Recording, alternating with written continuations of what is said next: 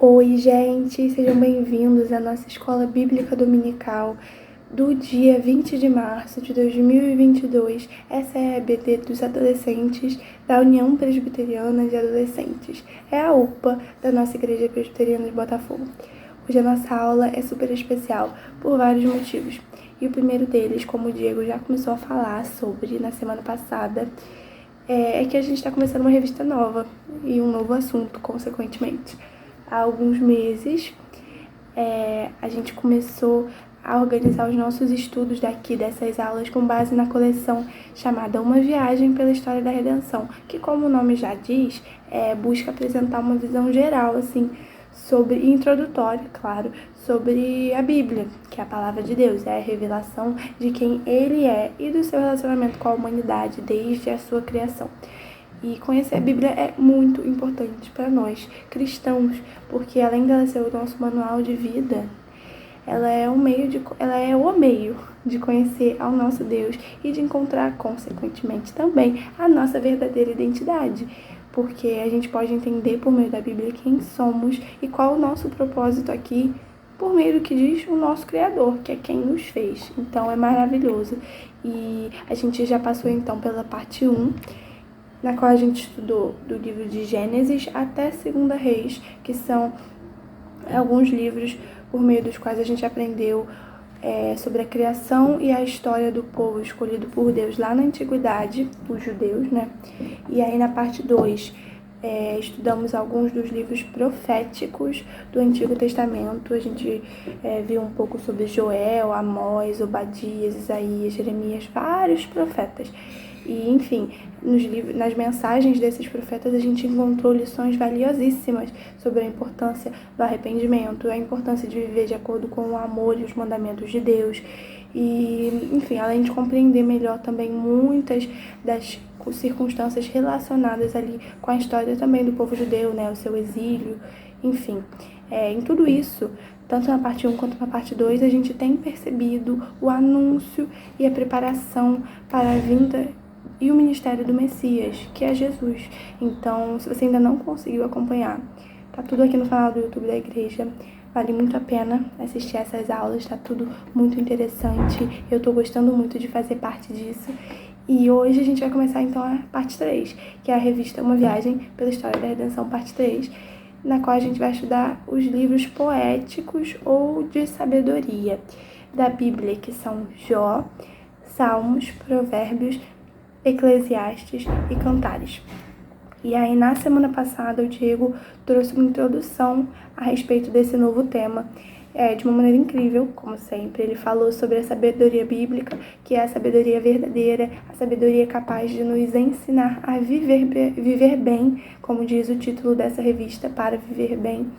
E esses 5 livros, então, que a gente vai estudar de uma maneira geral, eles são importantíssimos, como toda a Bíblia, porque eles nos ajudam a entender e lidar melhor com a nossa própria vida, experiências e sentimentos. E se você ainda não assistiu a aula do Diego, introduzindo esse novo tema, esses livros da sabedoria, por que são livros da sabedoria? Enfim, vai lá assistir, é a aula do domingo passado, tá aqui no YouTube. Então, além da sabedoria contida neles, é uma parte da Bíblia, claro, com muita poesia, por isso que eles também podem ser chamados de poéticos. Eles vão ter as composições em verso, com ritmo, figuras de linguagem, uso de imagens, expressão emocional, né, da emoção dos autores que estavam escrevendo, enfim. Daí são chamados ou de livros poéticos ou sapienciais, que quer dizer referente à sabedoria. Então, esse é o primeiro assunto especial, o início de uma nova revista, de um novo tema. E o segundo é que a nossa escola bíblica vai poder voltar a ser presencial, né? O conselho da nossa igreja tem tomado uma posição muito responsável frente à pandemia e acho que faz já 2 anos que a gente tem feito a nossa aula aqui nesse formato pelo YouTube. E agora, graças a Deus, a pandemia tem melhorado e as coisas estão se flexibilizando mais. Então, essa programação, né, da nossa aula vai voltar a ser presencial nesse domingo, né? Eu tô gravando a aula aqui, essa aula vai sair também no domingo. As gravações vão continuar por enquanto. É um meio tanto da gente alcançar pessoas que estejam longe, pessoas que não possam estar presencialmente, quanto manter o registro, manter a aula ali, caso alguém queira relembrar depois, voltar a assistir. Então a gente vai manter as aulas gravadas, por enquanto, aqui no YouTube, mas você está muito convidado, né? Agora que você está vendo essa, não sei se dá tempo, mas no próximo domingo, todos os domingos, nós estaremos lá na sala da UPA, que fica lá na nossa igreja física, na Rua da Passagem 91, lá dentro. Você vai subir pro departamento infantil, vai perguntar onde é a sala da UPA, 9h30, e lá estaremos nós para nossa aula presencial, que vai ser maravilhoso. Esse domingo de agora estarei eu, né? Essa mesma lição que eu vou dar hoje, virtualmente, que eu vou gravar, é o que eu vou falar lá na sala da UPA, na igreja. E assim seguiremos, né? Na próxima semana o Diego, e a gente vai se alternando. Espero que vai ser muito bom, tô muito animada. Faz muito tempo que a gente não tem as nossas aulas presenciais e eu tô muito feliz por isso. Então, antes de começar, vamos fazer uma oração pra gente adentrar aí no primeiro livro que a gente vai estudar, que é o livro de Jó. Vamos orar. Pai, muito obrigada, Senhor, pelo Teu amor, pelo Teu cuidado. Muito obrigada porque o Senhor tem preservado a nossa vida. E em meio a uma pandemia tão difícil, tão complicada, o Senhor nos trouxe até aqui e as coisas estão melhorando, Deus. O Senhor tem nos ensinado tanto e agora nós vamos poder nos reunir presencialmente na igreja. Isso é muito especial. Eu peço para que seja momentos muito abençoadores, que a gente possa aprender muito sobre a Tua Palavra e também aqui nas gravações, Senhor. Abençoe por meio do YouTube as pessoas que não podem estar presencialmente, que a gente alcance vidas, Deus. Usa-nos como instrumento da proclamação do Teu amor, da Tua verdade, da Tua glória. E abençoe essa aula do dia de hoje, em nome de Jesus, amém. Então, gente, a primeira lição da nossa revista, como falei antes da oração, é sobre Jó. A gente vai começar estudando o livro de Jó, vai ter algumas aulas sobre ele. E, inclusive, se você ainda não começou a ler, vamos lendo ao longo das próximas semanas. Para quem não viu, o Diego indicou até um plano de leitura só dos livros de sabedoria, esses livros que a gente vai estudar. E é bem legal, vale muito a pena. Se você não viu, tá lá no grupo da UPA. E, enfim, ou você também pode ler da maneira que você quiser. Os livros de sabedoria são livros muito importantes, como toda a Bíblia, claro. Então, vamos começar a ler e assim a gente vai estudando também nas nossas aulas. E o livro de Jó, então, ele está inserido nesse grupo de livros sapienciais ou poéticos e vai nos ensinar a sabedoria. Que sabedoria nós vamos aprender com Jó? Ele vai nos ensinar a lidar, principalmente, com o sofrimento e a fé. Esse é um livro da Bíblia que aborda grandes enigmas da vida, os grandes mistérios, coisas que a gente não compreende, vai justamente nos mostrar como nós somos limitados para compreender os planos de Deus. E com Jó, nós podemos aprender, então, a reconhecer a graça e a soberania de Deus no sofrimento também dos seus servos e a nos submeter dessa forma com humildade às provações, sabendo que nada foge da vontade e do controle do nosso Deus. Então, podemos ter esperança também na justiça e no poder do Senhor. É um livro com muitos monólogos, longos discursos, longas falas que apontam para tudo isso. E, para começar, então, a gente precisa conhecer esse personagem. Quem foi Jó? E os que estavam na devocional de terça-feira já tiveram contato com esse texto, mas convido todos a lerem comigo.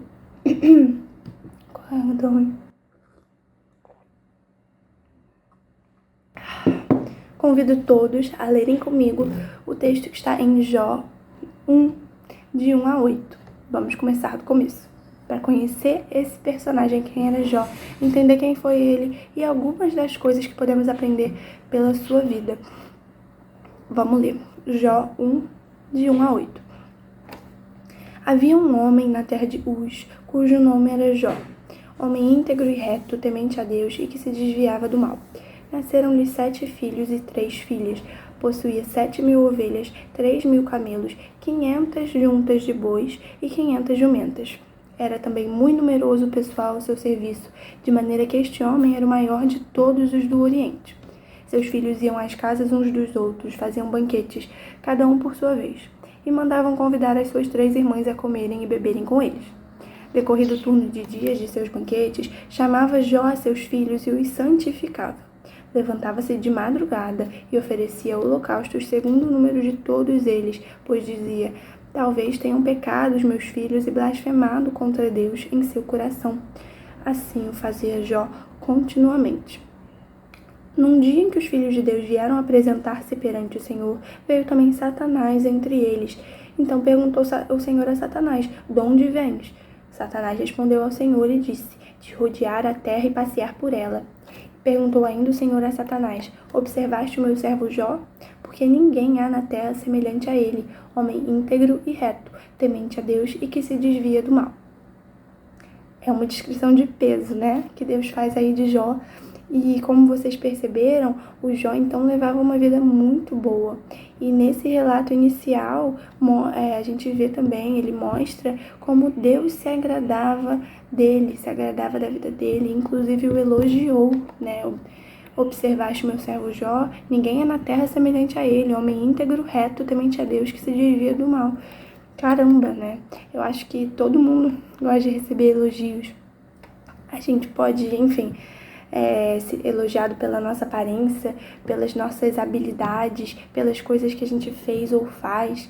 Mas melhor ainda, na verdade, é ser elogiado pelas coisas que Deus tem feito em nós, no nosso caráter, claro, porque a conversão implica mudança, implica transformação. Então, por exemplo, se alguém elogia a nossa mansidão, a nossa bondade, a nossa paciência, nosso amor, outras coisas do tipo, poxa, significa que a gente está indo por um caminho legal no nosso cristianismo, no nosso relacionamento com Deus. Porque, claro, é só pelo relacionamento com Deus que vamos sendo melhorados e podemos dar bons frutos, né? Podemos exalar o fruto do Espírito na nossa vida. Enfim, só um breve parênteses.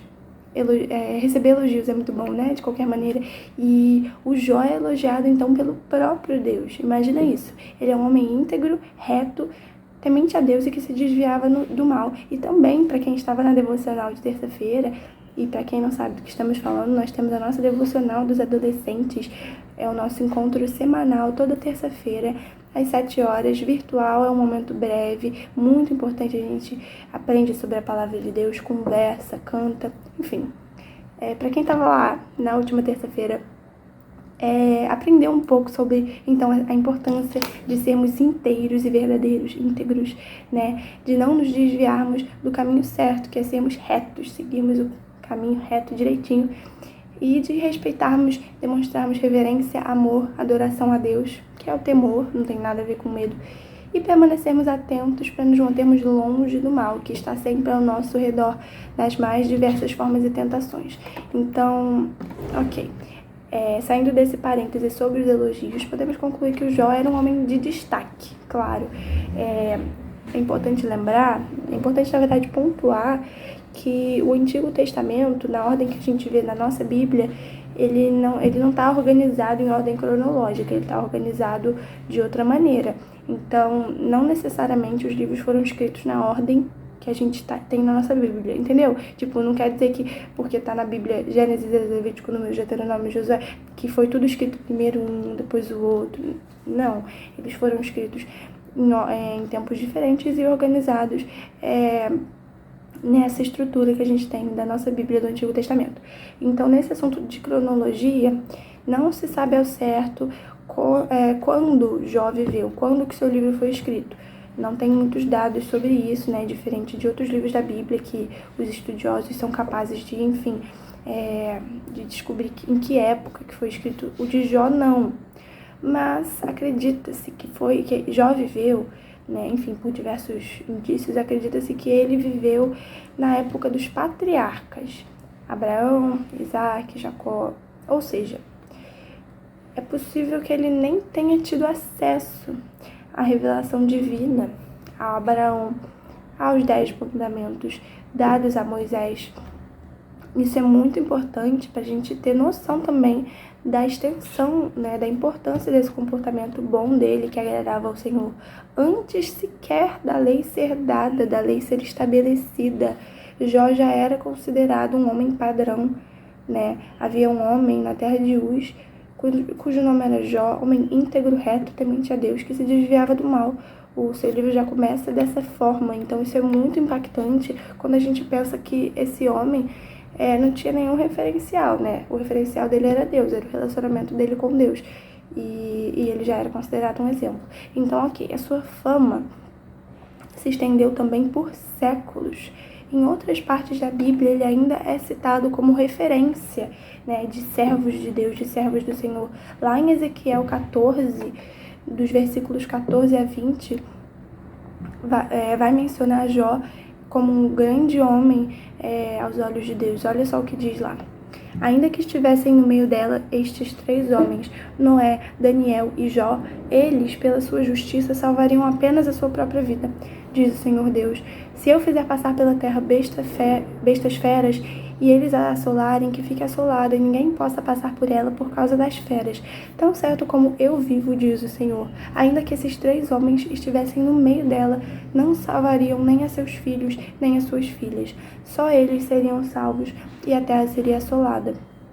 Ou, se eu fizer vir a espada sobre essa terra e disser, espada, passe pela terra, e eu eliminar dela homens e animais, tão certo como eu vivo, diz o Senhor Deus, ainda que esses 3 homens estivessem no meio dela, não salvariam nem a seus filhos nem a suas filhas, só eles seriam salvos.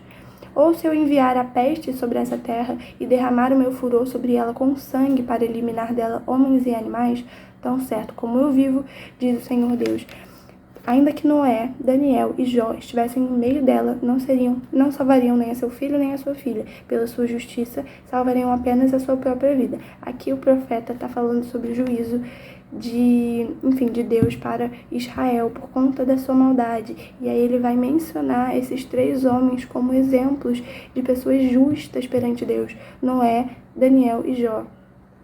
E outra parte também importante onde Jó vai ser citado, né, outro exemplo de como a sua fama se estendeu por séculos. Olha só, lá no Novo Testamento, em Tiago, no capítulo 5, versículo 11. Eis que temos por felizes os que perseveram firmes. Tendes ouvido a paciência de Jó e vistes que fim o Senhor lhe deu. Porque o Senhor é cheio de uma terna misericórdia e compassivo. Então, lá no Novo Testamento, Jó também vai ser mencionado a sua história. Ou seja, é uma história importante pra caramba pra gente aprender e pra gente aprender com ela. Pra gente aprender a história e descobrir o que podemos aprender com essa vida. E no texto que a gente leu, lá do primeiro capítulo de Jó, vimos um diálogo acontecendo, né? Satanás entra na presença de Deus junto com os outros anjos do Senhor, e acontece um diálogo entre Deus e Satanás, que é o acusador, né? Que vemos que ele ronda a terra, com certeza incitando e se agradando do mal, né? E no começo desse diálogo, a gente já percebe como Deus se alegra com a vida do seu servo e como Jó manifestava o temor ao Senhor, que não é medo, né? Que não tem nada a ver com medo. Então, nesses versículos a gente percebe como Jó era um homem muito rico. E aí, no versículo 3 diz que ele possuía 7.000 ovelhas, 3.000 camelos, 500 juntas de bois, 500 jumentas. Era também muito numeroso o pessoal ao seu serviço, de maneira que este homem era o maior de todos os do Oriente. No versículo 4 diz que seus filhos iam às casas uns dos outros, faziam banquetes, cada um por sua vez, mandavam convidar as suas 3 irmãs para comer e beber com eles. Ou seja, ele era um homem de muitas posses. Aqui diz, inclusive, que ele era o maior do Oriente. E então, tá bom, pessoas ricas, é normal que chamem a atenção, que sejam conhecidas entre os outros. A gente conhece o nome de tantos bilionários, simplesmente porque eles são muito ricos. Mas não era isso que chamava a atenção em Jó, não era isso que chamou a atenção de Deus, que fez com que ele se agradasse do seu servo e o elogiasse perante Satanás. Afinal, ele é o dono de toda a riqueza. Quem deu tudo isso que Jó possui foi Deus. Por que ele ia, se impressionar com dinheiro, com posses? Não faz nem sentido. Mas o que chama a atenção é justamente a sua conduta, a conduta de Jó, o seu caráter, que são resultantes da sua relação com o Senhor. Ele se destaca não por ter 7.000 ovelhas, 3.000 camelos, etc., mas por ser íntegro, reto, temente a Deus e se desviar do mal. Até hoje, Viver segundo os mandamentos divinos é algo que chama a atenção. E nós somos também convidados a fazer isso, tá? Viver, enfim, segundo a vontade de Deus, temendo a Deus, e a partir do nosso relacionamento com o Senhor, seguir os seus mandamentos, para que as nossas boas obras façam com que o nome de Deus seja glorificado. Então tá bom. Jó era um homem de destaque por conta da sua relação com Deus e por conta do seu caráter derivado desta relação. Mas olha só, além disso, né, ele era um homem muito rico. E a gente pode concordar, então, que ele podia enfrentar alguns problemas, né, dele, que andam junto ali com a riqueza. Ele poderia enfrentar o orgulho, poderia enfrentar a corrupção, vocês não acham? Infelizmente, a riqueza muitas vezes anda junto com atitudes assim, que são, na verdade, quando nós não sabemos desfrutar dela e enxergá-la da maneira correta, quando a gente olha para a riqueza da maneira errada. Mas o Jó não, o Jó sabia viver aquela vida dele, desfrutar do que Deus havia dado a ele, a sua família, da maneira correta, justamente porque ele temia a Deus. Então ele era íntegro, reto, tinha a mente centrada em Deus e praticava o que ele cria. Ele não era hipócrita, não achava também que por ser rico ele podia fazer o que quisesse, ou que por ele ser rico ele não precisava de Deus, não precisava dos outros. Lá em Provérbios 30, nos versículos 7 a 9, a gente pode ver uma advertência também, enfim, para nós, em relação à riqueza, em relação ao orgulho que pode derivar dela. 2 coisas te peço, não mais negues antes que eu morra. Afasta de mim a falsidade e a mentira, não me deis nem a pobreza nem a riqueza. Dá-me o pão que me for necessário, para não suceder que, estando eu farto, te negue e diga quem é o Senhor, ou que empobrecido venha a furtar e profane o nome de Deus. Então, era um perigo que ele podia enfrentar, né? Aqui em Provérbios a gente vê que ele poderia, estando farto, negar a Deus e dizer quem é o Senhor, como se, porque ele tem dinheiro, ele tem tudo, ele não precisa de Deus, só precisa de si mesmo. Não, Jó temia a Deus e entendia o papel do Senhor na sua vida. E além de ser íntegro, reto e temente a Deus, ele também se desviava do mal. Isso é uma coisa muito importante, é um sinal de enorme sabedoria. Desviar, né, mudar de direção, ir para o outro lado. O mal tá aqui, o Jó faz assim, vai por outro caminho, que é o caminho do bem, o caminho de Deus. Então, assim era ele com o pecado, ele se desviava, ia para o outro lado. Vocês lembram da história de José? Também foi um homem que fez isso, né? Quando ele foi assediado pela esposa de Potifar, ele foge da situação de tentação e mal, né? Ele foge para não pecar. Ele literalmente sai correndo do cômodo quando a mulher se insinua para cima dele, porque seria um adultério, seria um ato de imoralidade sexual. Então ele foge para não pecar e em respeito ao seu Deus. É claro que nós, como Jó, devemos ser íntegros, retos, tementes a Deus e devemos também nos desviar para bem longe do mal e também, como o José, sair correndo da tentação e do que é errado. Nós somos responsáveis pelas nossas ações, pelas nossas palavras, e essas devem sempre ser verdadeiras e condizentes com o quê? Com a nossa identidade de filhos de Deus. Então, além disso, né, um outro pedaço importante nesse texto que lemos também é um que fala sobre a vida familiar do Jó. Diz que ele se preocupava com o bem-estar dos seus filhos, tanto o social, né, enfim, o físico, ele provia para eles, eles se encontravam entre si, realizavam banquetes, Jó cuidava deles, né, mas também o bem-estar espiritual. No versículo 5 a gente vai ver que ele costumava interceder por eles, pedir perdão ao Senhor pelos pecados dos seus filhos, oferecendo sacrifícios, enfim, suplicando pelo perdão, pela alma, pela vida da sua família toda. Então isso também é uma coisa importante que a gente pode ver da conduta de Jó. Isso também é um exemplo para nós, cuidar da nossa família, zelar pelo bem-estar dela, espiritual também, físico, orar pela nossa família. Caramba, é uma coisa também que podemos fazer para refletir o amor de Deus, sabe? E, finalmente, precisamos lembrar também que, apesar do Jó ser elogiado e amado por Deus, como outros servos também foram, né, Na Bíblia tem registro de Moisés, Abraão, Davi, mas nem ele e nem esses outros personagens de destaque e muito importantes, exemplares, nenhum deles cumpriu perfeitamente a vontade divina, agradou totalmente, obedeceu ao Senhor com perfeição, não. Só um que fez isso, só uma pessoa fez isso.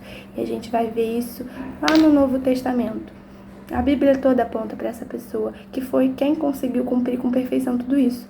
E lá no dia do seu batismo, Jesus recebe uma manifestação especial, que é o elogio, né? Olha só o que diz lá em Lucas 3, nos versículos 21 e 22. E aconteceu que, ao ser todo o povo batizado, também o foi Jesus. E estando ele a orar, o céu se abriu, e o Espírito Santo desceu sobre ele em forma corpórea como pomba, e ouviu-se uma voz do céu: Tu és o meu filho amado, em ti me comprazo. Ou seja, o sentimento de Deus em relação ao seu filho era de quê? Ele diz que ele se compraz, ele sente prazer, sente satisfação. Nesse momento da vida de Jesus, ele ia sair dali, a partir do seu batismo, ele ia começar o seu ministério público de cura, pregação, que ia terminar com a sua morte, com a sua ressurreição. E Deus mostra que ele está alegre com isso, alegre com a vida do seu filho até ali. Como filho de José e Maria, né? Ele cresceu, se desenvolveu e estava alegre também, é claro, com a missão que ele ia desempenhar. Porque Jesus foi quem cumpriu a vontade de Deus, do Pai, em tudo. E isso dava prazer ao Senhor, dava satisfação. E tudo bem, claro, Jesus cumpriu isso perfeitamente, mas Deus também pode se alegrar de nós, né? Apesar de, assim como os personagens bíblicos, nós também sermos falhos e não atingirmos totalmente isso aqui, por meio de Jesus, por meio da cruz e da ajuda do seu Santo Espírito, nós, seus filhos, podemos viver em serviço a Ele, em serviço a Deus, cumprindo nosso propósito aqui e agradando ao Senhor. Deus se alegra dos seus servos, dos seus filhos que vivem segundo os seus mandamentos, que vivem uma vida de amor e de serviço, de humildade. E, enfim... O que a gente faz, então, no nosso dia a dia, na nossa vida, reflete os valores, tem que refletir os valores do reino de Deus. Os nossos valores têm que ser os valores de Deus. A nossa vontade tem que buscar sempre se conformar e se submeter à vontade de Deus. Tanto nas nossas ações, enfim, na aceitação pelas coisas que acontecem conosco, em tudo. A gente precisa cuidar para que tudo que a gente fale esteja de acordo com a nossa fé, com a nossa, como eu falei mais cedo, com a nossa identidade de filhos de Deus, porque isso não é pouca coisa, gente, isso é muito importante. Então, o nosso testemunho, o que é testemunho? Testemunho é a nossa declaração, é o nosso relato, e nós podemos testemunhar por meio das nossas palavras sobre o que Deus tem feito em nós, sobre o que Deus tem feito conosco, e também por meio das nossas ações. O que fazemos também diz muito sobre quem somos, e o nosso testemunho pode apontar para Jesus, apontar para a cruz, apontar para Deus e trazer novas pessoas para essa verdade, para essa vida. Então, em tudo, gente, praticando esportes, saindo com os nossos amigos, na escola, eu na faculdade, no trabalho, em todos os lugares, nós devemos viver segundo a vontade de Deus. Viver segundo a vontade de Deus, mas isso é muito misterioso, caramba. Gente, tá na Bíblia, tá tudo na Bíblia. Lendo a Bíblia, a gente conhece essa vontade de Deus, conhece o que Ele quer para nós, o que o agrada, né? Que tipo de vida, que tipo de comportamento, de pensamento, de espírito, que tipo de posição nossa agrada ao Senhor. Que eu posso dar um spoiler, é uma vida de humildade, de serviço, de amor. Então, viver segundo a vontade de Deus, a gente tem muitas pistas na Bíblia do que agrada ao Senhor, e nós somos chamados a fazer isso todos os dias. E, enfim, dá uma oportunidade para Deus de demonstrar o seu poder transformador na nossa vida. para que a gente seja também exemplo para os outros, não porque, caramba, eu vou ser um exemplo, porque eu sou muito inteligente, porque eu sou uma pessoa linda, porque eu sou uma pessoa iluminada, porque eu sou alguma coisa, mas porque Deus é capaz de transformar os seus servos e Deus é quem faz tudo em nós, entendeu? Pelo seu poder, pelo seu Espírito Santo, nós podemos também ser exemplos dele. Nós somos chamados, então, a como Jó, deixar que o nosso relacionamento de temor a Deus molde a nossa vida e molde o nosso comportamento, para agradarmos ao Pai e testemunharmos de Jesus, que é o nosso Salvador e exemplo maior. Então, eu queria terminar essa aula com uma oração e, enfim, estaremos nos vendo pessoalmente, se Deus quiser, nos próximos domingos. Vamos orar. Pai, muito obrigada por essa aula. Peço para que o Senhor nos ajude a temer ao Senhor e a viver com integridade e retidão no caminho certo, Pai, nos desviando do mal. Nos ajude a seguir e apontar para Cristo, que é o nosso maior exemplo. Abençoe a aula que teremos presencial nesse domingo sobre esse tema e abençoe todas as nossas próximas aulas, Deus. Muito obrigada. Peço para que o Senhor cuide de cada adolescente. Em nome de Jesus, amém. Gente, muito obrigada quem assistiu até aqui. Nos vemos então nos domingos sempre. Tchau!